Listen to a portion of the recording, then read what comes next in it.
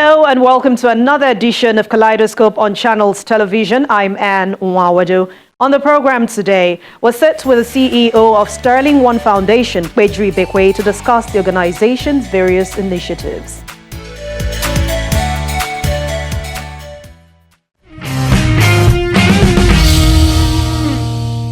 Once again, welcome to Kaleidoscope. Sterling One Foundation was established by one of the leading financial institutions in Nigeria, Sterling Bank, to tackle poverty in the country. Let's find out more. Sterling One Foundation is a registered non-governmental organization established in 2018 by Sterling Bank to serve as a vehicle for positive social impact across 5 critical sectors of the economy. Driven by the unique challenges facing Africa and the need for progressive change, the foundation committed to be the benchmark of positive social impact in Nigeria by creating sustainable solutions for empowerment and job creation. Although established by Sterling Bank, it has a separate board of trustees and has prioritized social impact investment across critical sectors for maximum impact.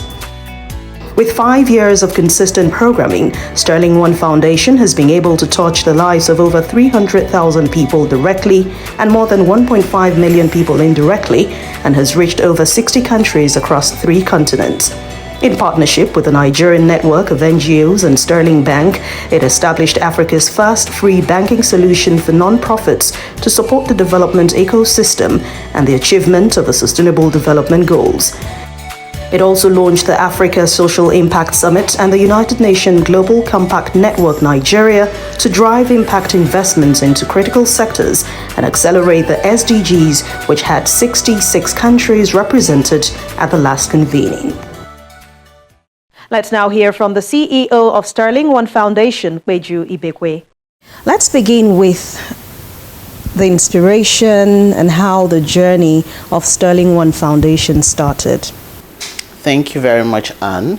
The Sterling One Foundation started in 2018 and was established as a not-for-profit organization by Sterling Bank, Nigeria, against the backdrop of the very seemingly hopeless statistics concerning the poverty situation in Nigeria. As at 2018-2019, the World Bank had estimated that the poverty headcount in Nigeria was 40% and was going to jump to 42% in 2020. And in 2020 also jump to 42.6% in 2022.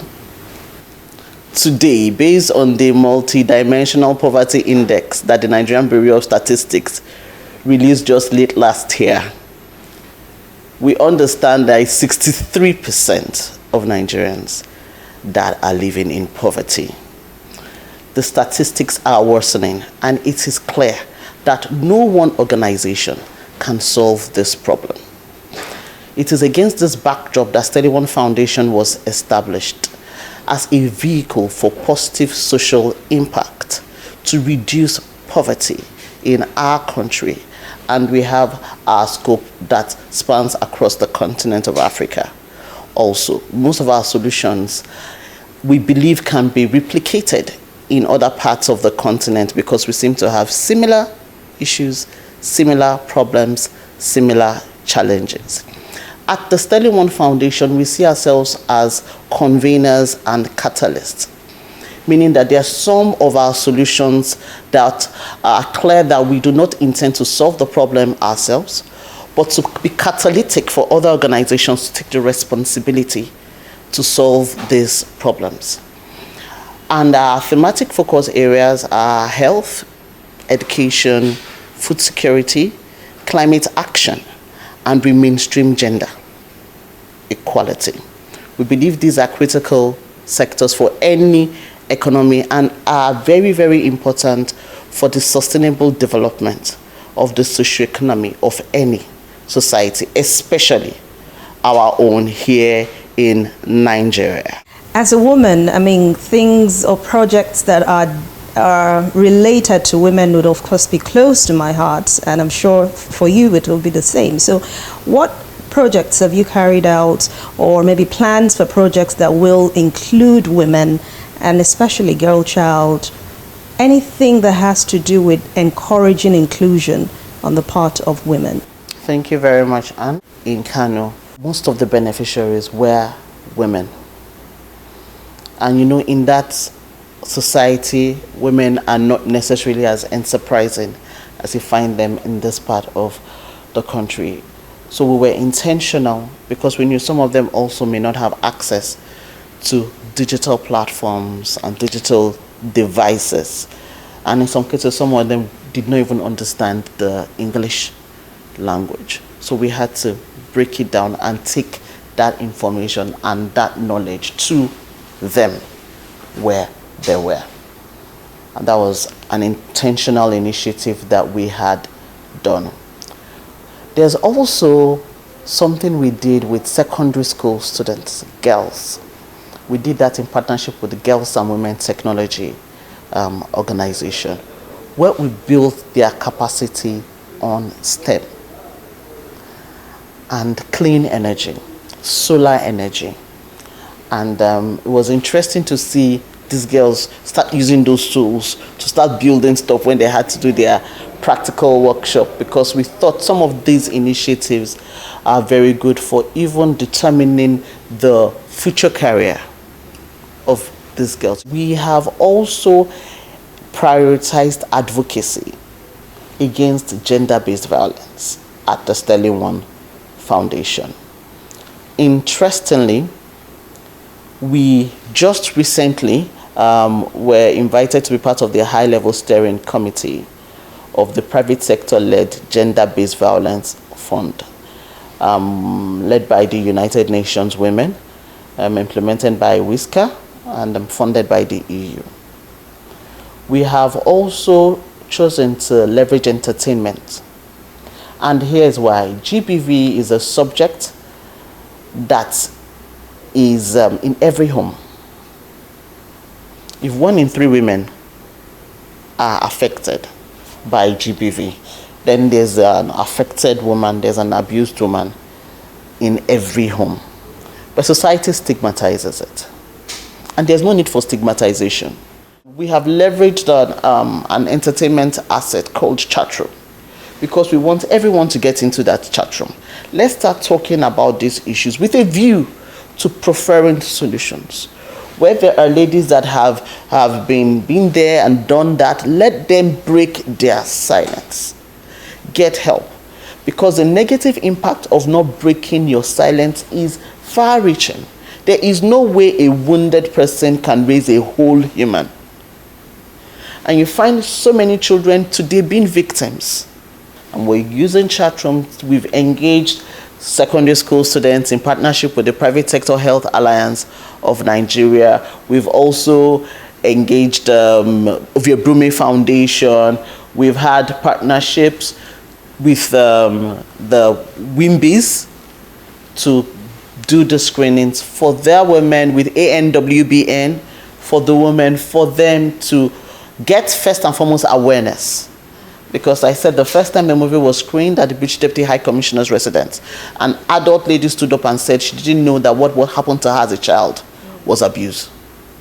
So you find significant knowledge gap. We have more for you on the program. Please stay with us. Welcome back. You're still watching Kaleidoscope on Channels Television. We continue the conversation now with the CEO of Sterling One Foundation, Beju Ibekwe. Okay, so which brings me to my next question about those initiatives or projects you have done since inception in the major sectors you have mentioned, of course. In health, we were at the forefront of the pandemic. During the pandemic, we established, to the best of my knowledge, the first health workers fund in Nigeria. And here's why. At the peak of the pandemic, when all of us were safely in our homes, ensuring that we didn't get infected, we had a set of people that were leaving their homes every day. In some cases, they were staying permanently. at these isolation centers to ensure that you and I did not get infected. Those were the health workers. And we realized there was a lot of attention being paid to ventilators, isolation centers, infrastructure. But the humans, they were not easily replaceable, didn't seem to be getting so much attention. So at the peak of the pandemic, these health workers were being paid just 5,000 naira as hazard allowances. And we decided, with partners, like I've said, to support them with a minimum of 100,000 naira monthly at the peak of this pandemic. Some of them used it to buy themselves PPEs, protective materials, and in some cases they actually used it to support their families. We thought that was extremely important. It was not about the amount. I realized it was about the gesture, because I had the opportunity to meet with some of them after the lockdown was lifted, and I met one of the beneficiaries crying. Apparently the gesture touched him so much because, of course, there was no way he could have met us. We just asked for those that were there, got their account numbers, and started crediting them. So we never even knew the faces of those that were the beneficiaries. We also believe that health workers are extremely, extremely important in a society like ours. You know, to train a health worker is not something you do overnight. We have to value them and treasure them and recognize the hard work they are doing. Over 150 health workers benefited from across the 6 geopolitical zones from that initiative. Recently, just this year, we also executed a capacity building initiative for CHIPs. They are community health influencers, professionals, and health workers also, in partnership with the Japan International Cooperation Agency. And this was to address adolescent and sexual health among our youngsters at homes. So this was a preventive measure to build the capacity of these health workers to intentionally engage this age group between 15 years and 19 years on the issues around their health, their fertility, the need for them to protect themselves and ensure they do not fall prey or basically stop their education or destroy their lives in some cases, because some of them don't even make it alive. Apart from what we have done with JICA, we have also partnered with the Lagos State Health Management Agency to ensure that all Lagosians have universal health coverage. This we have done with our partner crowdfunding platform giving.ng, where Nigerians or non-Nigerians from anywhere across the globe can support the vulnerable in the Lagos state. As at the last count, I know over 1,000 Lagosians have benefited from this free healthcare. And the numbers are climbing, and we're interested in getting more partners on board to work with Lagos State Health Management Agency led by Dr. Zamba to provide health access. Health is critical, and I do not think health is a privilege. I think health is a right. Access to health is a right. Everyone must have it. And it's one of the initiatives we're embarked upon, and we're looking to also partner with other state governments to replicate this unique initiative in their states. Beyond this, we also provide support for health issues, cancer, and there's a particular case I remember of one Chijioke who had cancer and she was 5 years old. I was so happy last year when during her 6th birthday, because she was treated and she survived.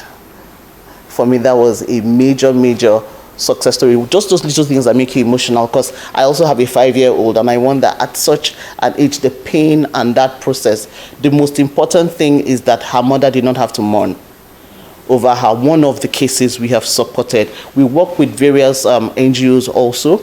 We work with Doctors Cancer Foundation, St. Cyril Cancer Foundation, and so many other organizations to implement some of these our programs. We also work with Aproko Doctor earlier last year to provide free cancer screening for women and teenage girls at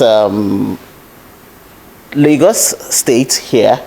Over 400 women benefited from the free cancer screening, and I understand over 70 actually were in the early stages of having cancer, and the cancer was arrested immediately using cryotherapy. And I give it up to Aproko Doctor on that initiative. He did it with his partners also. In education, we have provided scholarships to over 400 children in the country, and we're also working with partners to do much more. We have done a lot of school renovations, and we've also, in partnership with Sterling Bank, there's also a unique content in line with the nation's curriculum for grade 1 to 3 students to address excellent reading and numeracy skills for children. Without your reading and numeracy skills, there's not much you can do, and it's very important at those early stages of learning. Very, very exciting, very, very, very engaging, and very, very educational content has been done. It's called Amira and Friends, and this is already been deployed to some schools across the country. Apart from that, we have also invested in teacher capacity building. We have built the capacity of over 2,000 teachers across the country, and we have also established a platform that provides over 250 internationally certified curriculum training. This is in alignment with the TRCN curriculum for teachers across the country. And the best thing is this platform is free. And we did that also in partnership with EduBank. And this platform is available for every teacher across the country, and you get international certification from it. We believe that it is extremely important for the capacity of our teachers to be built, because you will see that it is until you build the capacity of the teachers that you can have some confidence in the learning outcomes for the children in our schools. Just this year, we partnered with Read Manor to also provide digital skills for school administrators, also in partnership with the Association of Private Educators of Nigeria, APEN. I believe that's the full name. And this is to ensure that digital skills are the future. It's a Microsoft certification for the school administrators to have these skills, and then it is actually a train-the-trainer model. So while we trained about 30 to 50 teachers, they go back to their schools and also build the capacity of the different teachers and students they have in their schools. And that's something we've done in education. With reference to youth development, which is also a subset of our education programming, we built the capacity, provided entrepreneurship, vocational, and employability skills for over 60,000 youth across the country, of course leveraging technology.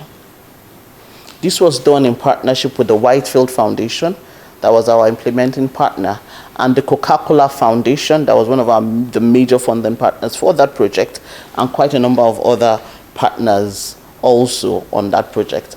I was particularly impressed because that is one of the benefits of the pandemic, if we use those words. Because it is only because we went through the pandemic that we thought of leveraging digital platforms to be able to impact lives. There's no way you'll be able to do 60,000 people before the pandemic. Yes. And that was done last year. There were also in-person trainings in Kano State. That was done in partnership with the Kano State Ministry of Youth and Sports. And over 80% of the beneficiaries in Kano State were women. What this training had done was provide them an alternative source of income. So we had some of the vocational trainings included production of detergents, production of hand sanitizers, basic things that they could easily do once they had the raw material and the products were in demand. And there was one of the past beneficiaries that after getting the training, she also now started training women around her, which for me was fantastic, because you see, that is what we talk about, being catalytic for social impact. We have also launched our Youth Agro program, where we provide capacity building for youth, because we believe that the future of agriculture is the youth, leveraging technology, leveraging digitization with focus on agribusiness, because we know that our society is a largely agrarian society. After oil, that is a major source of FX for Nigeria, it is agriculture. Under climate action, we have realized that the beaches, our beaches are like the final line of defense for plastic getting into our oceans. And what we did was we intentionally engaged the communities across the beach lines, built their capacity in picking the plastic, cleaning the plastic, with a view to recycling the plastic and taking this plastic back into the circular economy. Some of this plastic have been used to produce sleepers, throw pillows, and quite a number of artworks and different things. And the reason for this is that we know there's a lot of conversation around reuse, reduce, recycle. We need to be practical. On this project, we have employed over 40 women and youth in these coastal communities, because we remunerate them and they do this work on a weekly, they've done this work on a weekly basis. We have also realized that beyond empowering the youth and women, we need to catch them young. So we have a project, a green advocacy initiative that we've taken to over 40 schools in Lagos State, with content that they can go and read on what to do, how to preserve their environment. Apart from this, we've also launched the Sterling One Foundation Agroforestry for Climate Action project. This is a multi-dimensional beneficial project because it captures both nutrition, it captures education, it captures business benefits over the long run, and then of course environmental preservation. And the target is schools and their communities. We are doing this, and our target is 1 million trees, planting of 1 million trees, nutritional trees. We're doing it in partnership with the Unity schools and across the 6 geopolitical zones. As we speak, over 4,000 trees have been planted. 5 years gone already. Where do you see the Sterling One Foundation in the coming years as in terms of future plans and how to do better to impact society better? Thank you, Anne. In the immediate, we are prioritizing being catalytic for partnerships.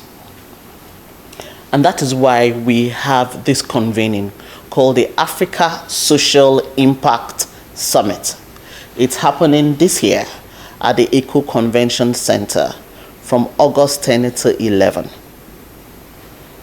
And it is an opportunity for us to bring together the private, public, and the third sectors, for us to discuss the issues and together chart a collaborative way forward. In early 2023, we launched the first Gender Lens Investing Training in partnership with UNIDO ITPO Nigeria.